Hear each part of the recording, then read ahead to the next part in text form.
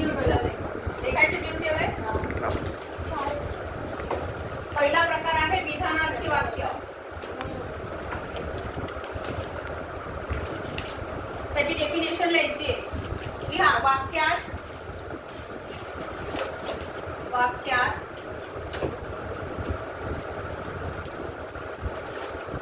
विधान केलेले असते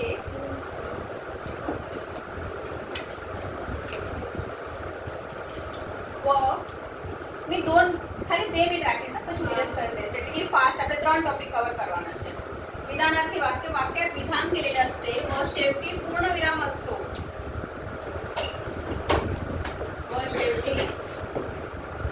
पूर्णविराम असतो.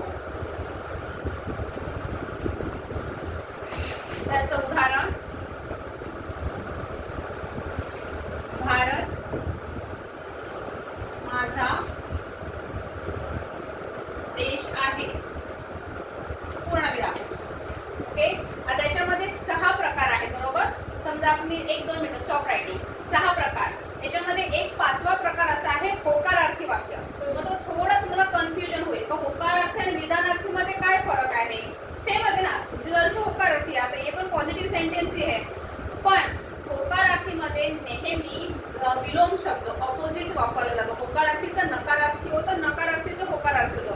आता भारत माझा देश आहे याचं तुम्ही नकारार्थी करू शकाल का. नाही. ऑब्विसली भारत माझा देशच आहे तो माझाच राहणार आहे. त्याचा निगेटिव्ह सेंटेन्स नाही बनणार. एक सिंपल विधान केलं आहे म्हणून विधानार्थी. पण होकारार्थी मध्ये तुम्हाला अपोजिट वापरायचे असतात मराठीतले आणि मग त्याचा होकारार्थीचा नकारार्थी होतो. हा एक सिंपल असा डिफरन्स आहे दोघांमध्ये. आलं लक्षात. हे लक्षात ठेवायचं आहे. पहिला भेद विधानार्थी वाक्य वाक्यात विधान केलेले असते व शेवटी पूर्णविराम असतो. भारत माझा देश आहे. झालं. जाऊ पुढे. दुसरा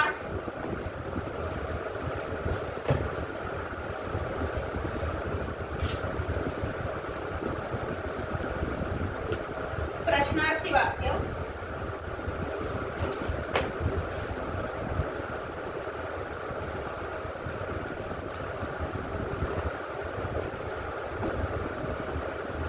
वाक्यात प्रश्न विचारलेला असतो. गंधले भाई. वाक्यात प्रश्न विचारलेला असतो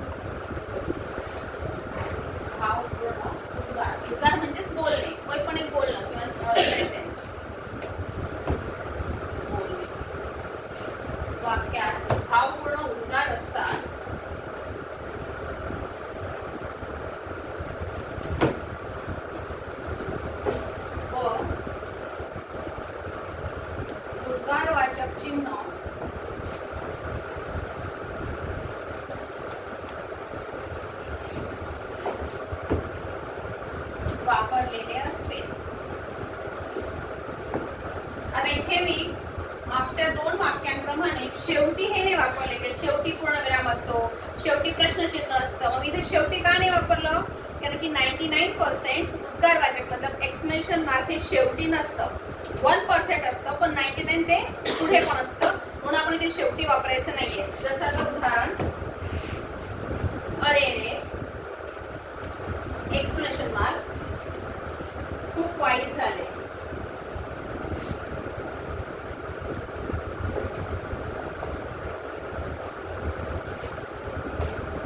आलं लक्षात मी काय म्हणते?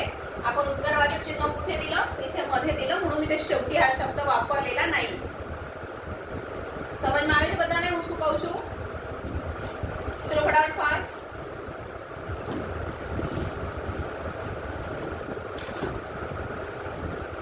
ચાલો જાऊ पुढे.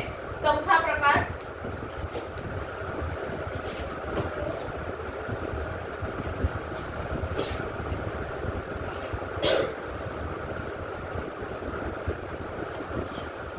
आज्ञार्थी वाक्य.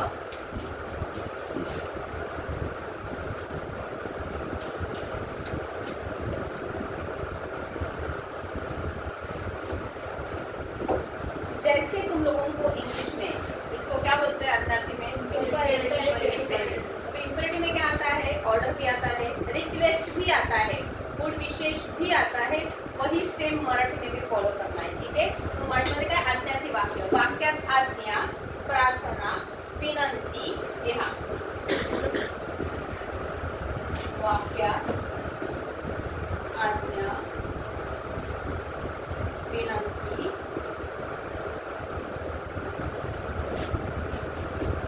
प्रार्थना, शुभेच्छा किंवा इच्छा सांगितलेली असते.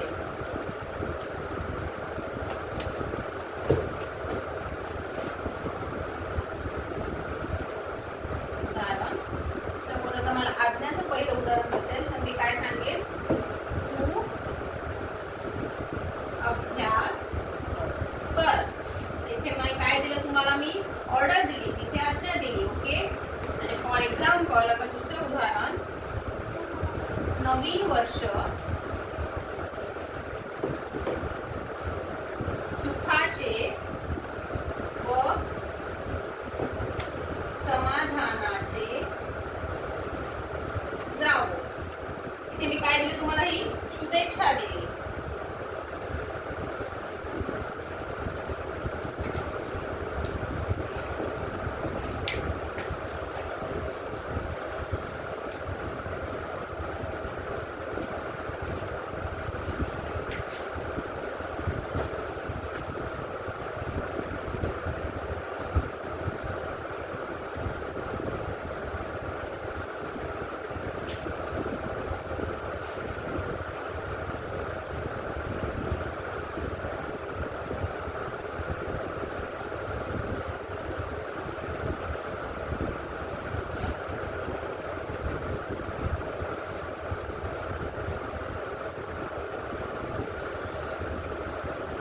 झालं? जाऊ पुढे. ओके. आता पाचवा भेद द्यायचा आहे.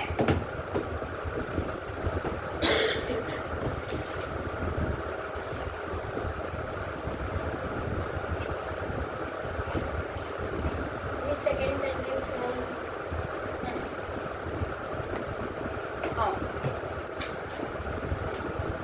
पाचवा भेद होकारार्थी वाक्य.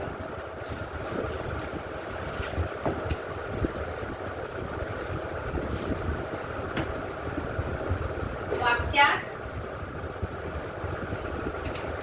होकार मतलब पॉझिटिव्ह सेंटेन्स, पॉझिटिव्ह वाक्यात होकार दिलेला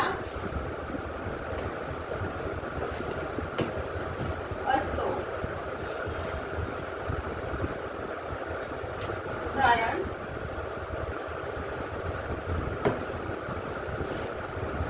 राजा शूर आहे.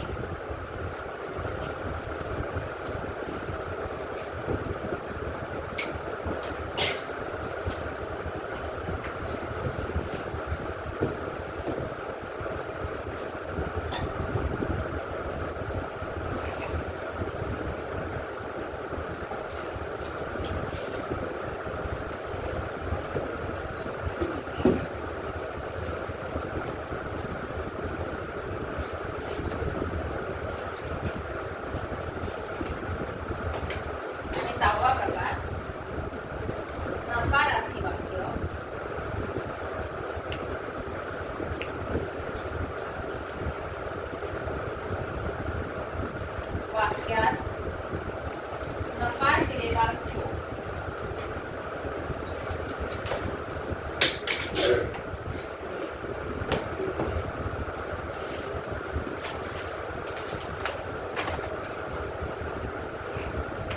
आता मी ते उदाहरण का लिहित नाहीये?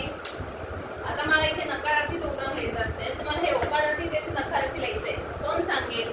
आता याच्यामध्ये जेव्हा तुम्हाला होकारार्थीचं नकारार्थी करायचं असतं किंवा नकारार्थीचं होकारार्थी करायचं असतं तेव्हा तुम्हाला सर्वप्रथम એટલે સૌથી પહેલા મરાઠીમાં પ્રોપર કરેક્ટ ઓપોઝિટ્સ ખબર હોવા જોઈએ. અને શૂરचं ઓપોઝિટ काय इथे પ્લસ તમે જ્યારે ઓપોઝિટ એપ્લાય કરો ત્યારે વાક્યનું મીનિંગ ચેન્જ ન થવું જોઈએ. નહીં नाही ऍड करो पण वाक्य आने ऑपोजिट હોય તો જ वाक्याचा मीनिंग चेंज झाला नाही पाहिजे. ओके એટલે મોસ્ટ ઓફ ધ થિંગ અહીંયા नाही ऍड કરવાની જરૂર નથી. અગર હું આના ઓપોઝિટ આપું ધેટ મીન્સ કે આનું અગર નહીં મેં કર્યું બરાબર છે ઠીક છે ચલો પણ આનું ઓપોઝિટ મને પહેલા એડ કરવું પડશે તો ही निगेटिव्ह सेंटेंस થશે. काय तुम्ही वापराल? नहीं वो मराठी नहीं हुआ हिंदी है. हिंदी हिंदी अशुर कोई होता है क्या? वर्ड कौन है अशुर वाला? हाँ शूळ नाही यस. હવે आता एक मिनिट નહીં तर आता હજી પરિમાણ સમજો તમે એક ઇમ્પોર્ટન્ટ થિંગ બરાબર. તમને સેમેસ્ટર એક્ઝામમાં વાક્યचे પ્રકાર તમને 4 આવશે બરાબર. 4 આવશે એમાંથી અટેમ્પ્ટ એની 3 કરવાના છે બરાબર. હવે અટેમ્પ્ટ એની 3 માં આ બે છોડીને જે ઉપરના છે એટલે વિધાનાર્થી કરા, પ્રશ્નાર્થી કરા, ઉદ્ગારાર્થી કરા, આજ્ઞાર્થી કરા એ ઈઝી આવશે. એટલે એ 3 તો તમારે કમ્પલસરી કરવાના.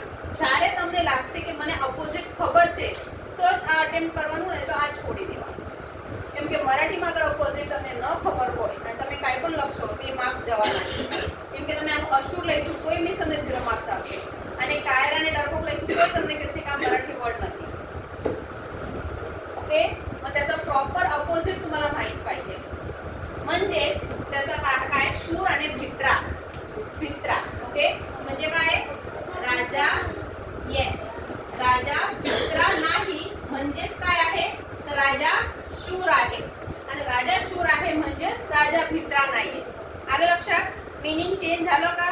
नहीं सेम मीनिंग बट एक नेगेटिव में आता है और एक पॉजिटिव में. मैंने मीनिंग चेंज नहीं किया और दोनों का मीनिंग एक है लेकिन एक पॉजिटिव सेंटेंस है होकारार्थी और एक नकारार्थी है. सेम बतायो ना बरोबर છે ને? आलं लक्षात? समजलं? झालं? डन? प्लीज તમે બીજો વર્ડ કરો राजा मित्र नाही नाही शूर मित्र हे प्रकार લખવાનો છે કે વર્તમાન કાળ છે કે ભવિષ્ય કાળ છે કે ભૂતકાળ છે. આલે લક્ષાત? पुढचा टॉपिक लिहा काळ.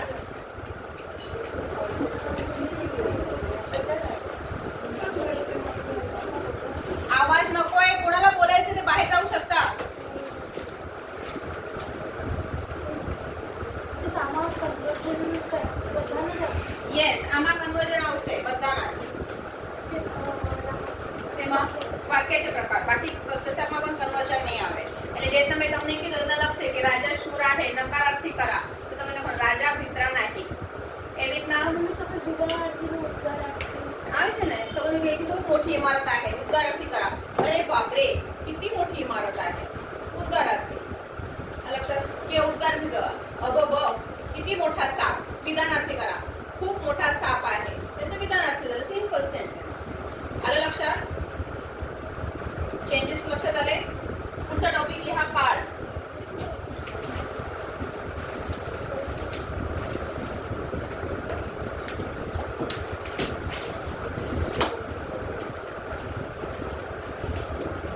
याची डेफिनेशन लिहायची आहे.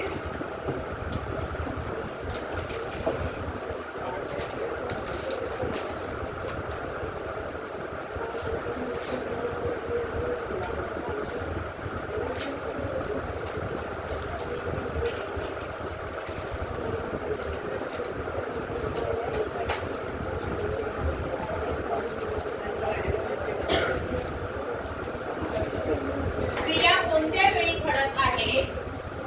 क्रिया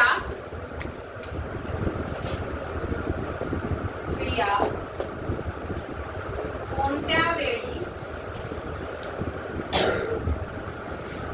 घडत आहे? क्रिया कोणत्या वेळी घडत आहे याचा बोध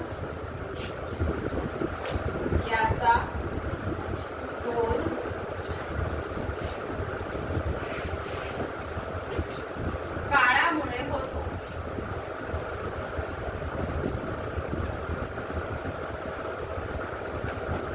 याचा बोध काळामुळे होतो. काळ आपल्याला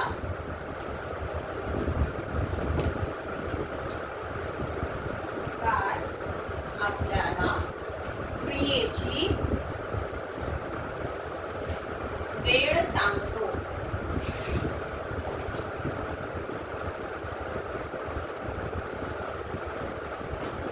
काळाचे किती भेद आहेत? 3. ओके. पहिला भेद वर्तमान काळ, प्रेझेंट टेन्स.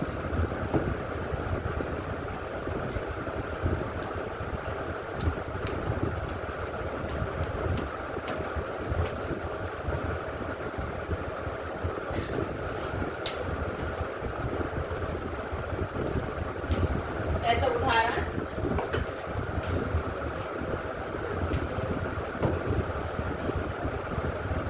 आई जेवण बनवते किंवा बनवत आहे. मतलब यहाँ पे तुम लोगों को भेद नहीं है कि या पूर्ण वर्तमान काल है या पूर्ण इसका साधा वर्तमान काल है. लक्षात तो तुम्हाला काय लिहायचंय? इसमें दोनों भी आएंगे. मतलब बनवत आहे, क्रिया अजून चालू आहे, ती क्रिया संपलेली नाहीये. ओके. मतलब क्रिया अभी फिनिश नहीं हुई है, अभी वो काम चल रहा है. बनवते किंवा बनवत आहे दोनों भी आएंगे. तो उसमें क्या लिखना है? वर्तमान काल. आलं लक्षात? पुढे दुसरा भेद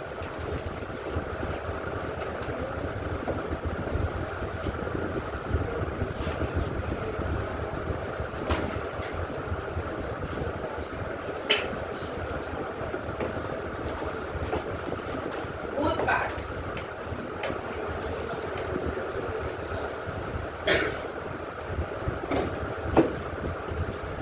पास्ट टेन्स. त्याचं उदाहरण आईने जेवण बनवले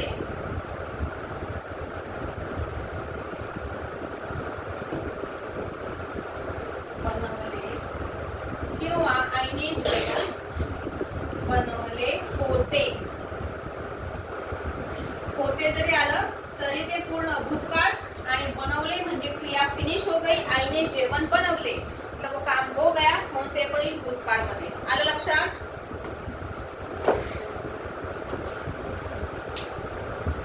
जाऊ पुढे.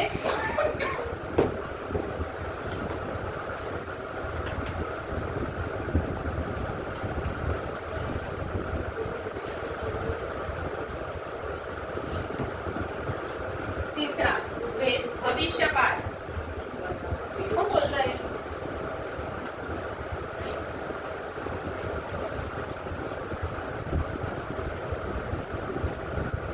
Future tense.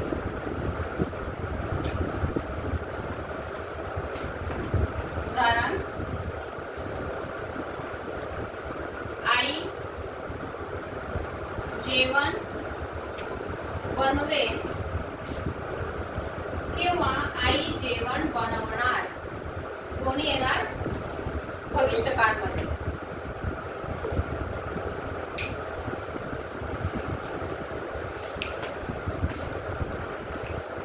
आई जेवण बनवेल किंवा आई जेवण बनवणार. अरे क्या? ओके. मला फटाफट सांगायचंय. वाक्याचे किती प्रकार आहेत? 6. ओके. पहिला प्रकार, दुसरा प्रकार पुनः, तिसरा प्रकार, चौथा प्रकार आज्ञार्थी, पाचवा प्रकार, सहावा प्रकार होकारार्थीचं नकारार्थी किंवा नकारार्थी होकारार्थी. काय करायचं?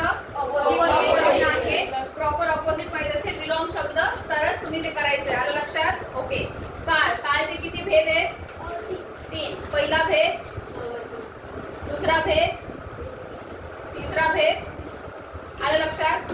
याच्यामध्ये तुम्हाला फक्त काळ ओळखा येणार आहे. ठीक आहे, तुम्हाला कन्वर्जन नाहीये. वाक्य देतील हा कोणता काळ आहे, भूतकाळ आहे, वर्तमान काळ, भविष्यकाळ आहे. एकदम ઈઝી આવશે. આઈ થિંક 2 કે 3 માર્ક્સ ને એટલે આમાં તો તમારે ફૂલ માર્ક્સ લઈ લેવાના છે. આ જેટલું પણ ગ્રામર છે, સપોઝ આઈ થિંક નામ સરનામ ને તમને ક્રિયાપદ ક્રિયાપદાचे भेद ओळखा, वाक्याचे प्रकार कन्वर्जन, काळ ओळखा. ओके, आणि पुढे जे आपण आणखीन घेणार आहे अव्यय, એમાં પણ ખાલી અવ્યય ઓળખા. અવ્યયचे 2 तुम्हाला भेद आहे यावेळेस फक्त. એમાં ખાલી વર્ડ લખવાનો છે, એના 1 માર્ક્સ છે. એટલે એકદમ ઈઝી છે. એમાં કોઈને પણ રોંગ નહીં પડવું જોઈએ. आलं लक्षात? येत आहे सगळ्यांच्या लक्षात? ओके, पुढे लिहा अव्यय.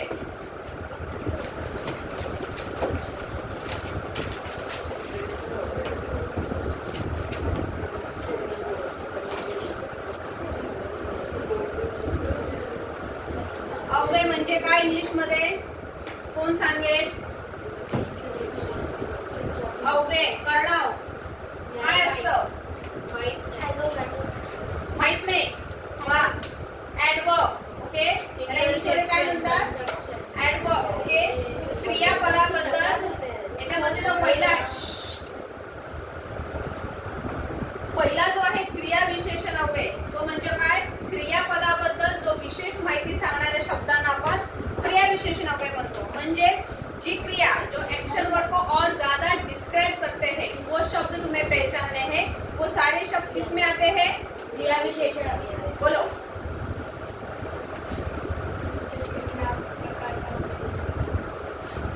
મને પૂછ્યું બેટા બોલવા માટે. आता पहिला भेद मी सांगितलं ना, बोल काय पहिला भेद? विवाद. त्याला काय म्हणतात? म्हणजेच काय?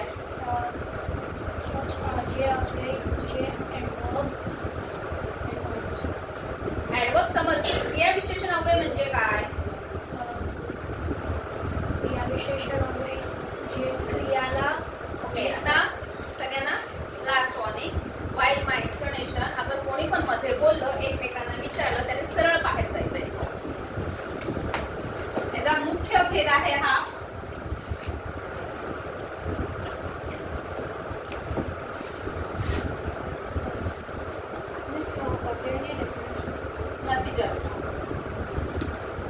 ઓકે, ક્રિયાવિશેષણ અવ્યય.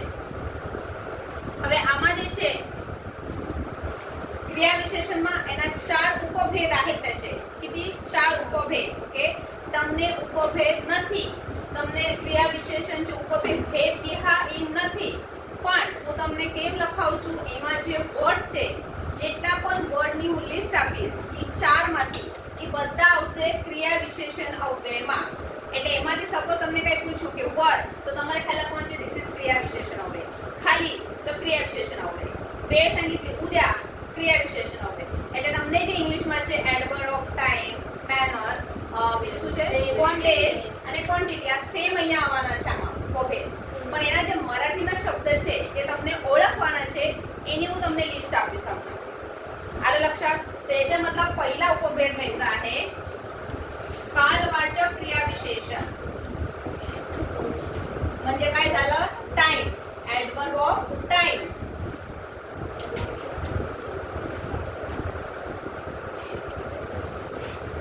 જેને વધારે મરાઠી સમજમાં આવી ગયું હશે અને જેને વાત કરવી હશે એ બહાર જઈ શકે છે.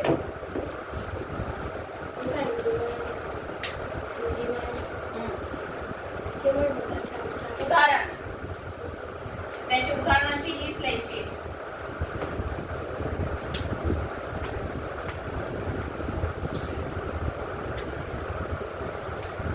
आधी, काल मतलब yesterday, उद्या मतलब tomorrow, नंतर मतलब थोड़ी देर के बाद, पूर्वी मतलब बहुत पहले, અને રોજ मतलब डेली इत्यादि.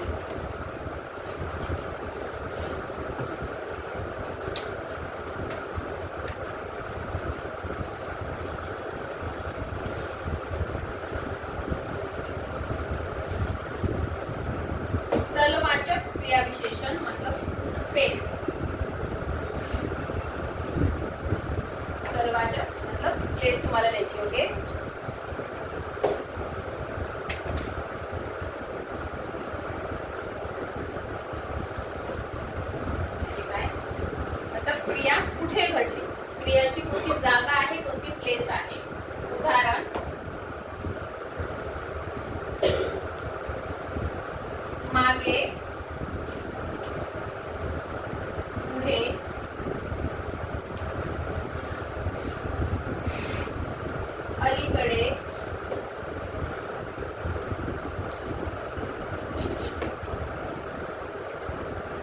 समोर,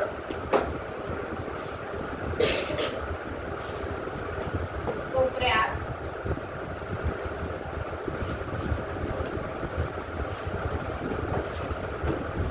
બાજુલા ઇત્યાદિ. તમને સમજમાં આવે છે ને? આમાંથી કોઈ પણ શબ્દ હોય એટલે તમને શું આવશે ઉપર? તમને એ પણ લખવાનું નથી કે ક્રિયા વિશેષણ છે કે નહીં. તમને ઉપર પ્રશ્ન જવાબ આવશે ક્રિया विशेषण अव्यय ओळखा आणि તમને एखादं वाक्य देશે की मी उद्या बाजारात जाणार. क्रिया विशेषण शब्द ओळखा का की क्रिया विशेषण अव्यय ओळखा. તેમાં કયો છે? मी उद्या बाजारात जाणार. ઉદ્યા. તમને ખાલી ઉદ્યા વર્ડ લખવાનો છે, 1 માર્ક મળી જશે.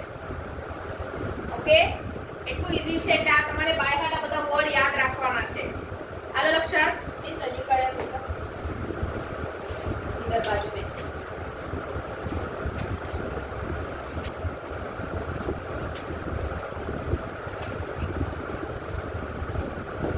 रीतिवाचक क्रिया विशेषण अव्यय.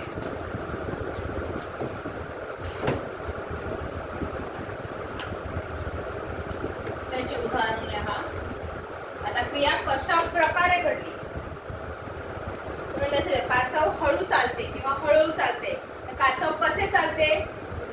हळूहळू. मग ते हळू किंवा हळू शब्द कशामध्ये येतो? रीतिवाचक मध्ये म्हणजेच क्रिया विशेषण मध्ये. आलं लक्षात? येते की इकडे मागे लक्षात? देवांश, हळू, पटकन, चटकन,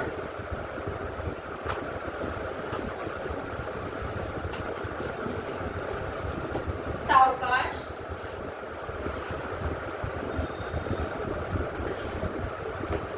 जोरात,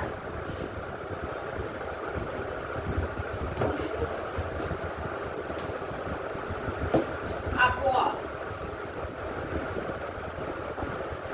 इत्यादी.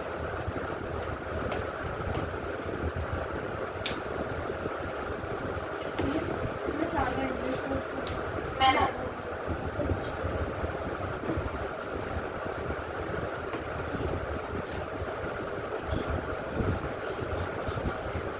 आणि पुढे घ्या चौथा भेद, चौथा उपभेद.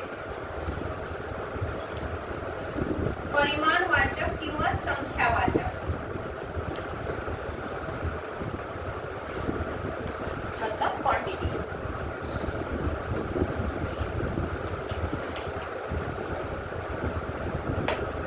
याचे उदाहरण लिहा.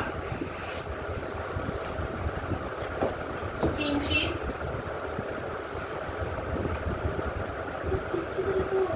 यस. भाजीत किंचित मीठ खात, मतलब सब्जी में इतना सा थोड़ा सा नमक डालो तो वो दैट इज किंचित. मराठी में क्या मतलब? किंचित. ओके. थोड़े, अत्यंत, जरा, पूर्णपणे, मोजके,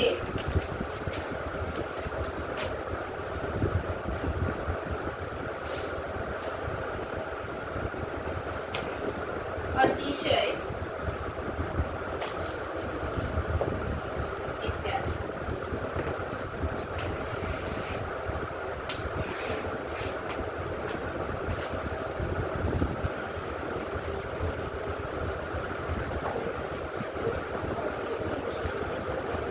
आता याची डेफिनेशन लिहायची आहे कारण की तुम्हाला समजायला हवं. त्यातून शब्दयोगी अव्यय आणि अव्ययचा तो कोणता शब्द दिला असतो तो कसा प्रकार ओळखायचा म्हणून डेफिनेशन लिहा. नामाचा किंवा सर्वनामाचा, नामाचा किंवा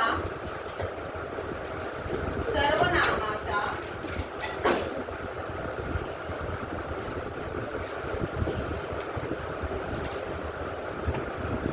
क्रियापदाशी असलेला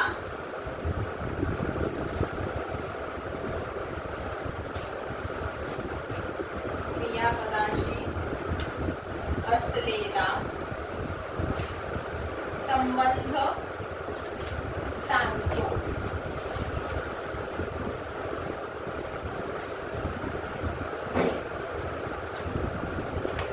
त्याचे कारण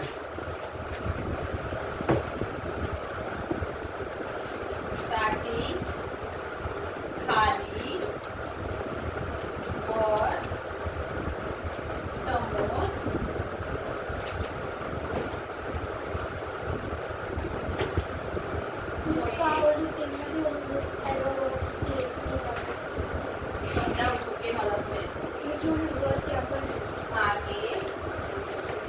येस.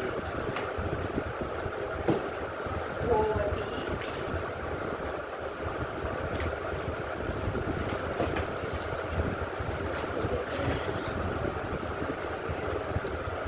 प्रमाणे इत्यादी.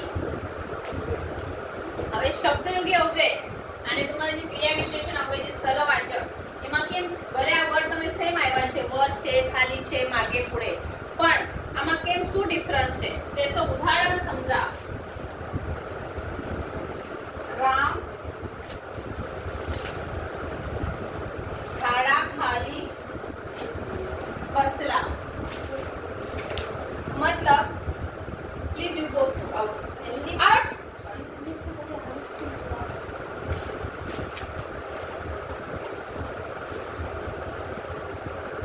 राम झाडाखाली बसला. जेव्हा हे शब्द एखाद्या नामासाठी किंवा सर्वनामाला जोडून येतात त्याला आपण શબ્દયોગી અવ્યય અસે म्हणतो. બરોબર. એની બેવની સાથે આવશે. હવે જ્યારે આપણે ક્રિયા વિશેષણ અવ્યય એમાં આવી રીતે જોડીને નહીં આવે, આમાં સાથે આવશે. ઝાડા ખાલી, ઝાડા પર, ઘરા સમોર. એટલે કોઈ પણ આ જે બધા શબ્દ છે એ જ્યારે આ કોઈ પણ નામ किंवा सर्वनाम એને જોડીને આવશે, એના સાથે આવશે त्याला आपण म्हणतो શબ્દયોગી અવ્યય. આલે લक्षात. હવે સપોઝ મેં કીધું હવે सर्वनाम. काय सर्वनाम? मी त्याच्यामुळे पडले. मतलब मैं उसकी वजह से गिर गई. तर त्याच्यामुळे हा मुळे शब्द सर्वनामाला जोडून आला म्हणून शब्दयोगी अव्यय. एग्जाम में सेम क्वेश्चन पूछले की शब्दयोगी अव्यय ओळखा અને આવી રીતે તમને સેન્ટેન્સ આપશે એટલે તમારે આ બેઉ લખવાના છે. ટુ त्याच्यामुळे मुळेના નીચે અંડરલાઈન કરવાની અને આગળ લખવાનું શબ્દયોगी अव्यय 1 मार्क. एकदम इजी છે. આ લક્ષાત. किंवा माकड झाडावर चढले. तो झाडावर तो जोड के आया है, एक साथ ये झाडावर. त्याला झाडावर लिहायचंय, वरच्या खाली अंडरलाईन करायची. 1 मार्क मिळाला शब्दयोगी अव्यय. आले लक्षात सगळ्यांच्या काय शब्दयोगी अव्यय? डिफरन्स समजला? एकदम क्लिअर. जाऊ पुढे. सगळ्यांनी लिहिलं उदाहरण.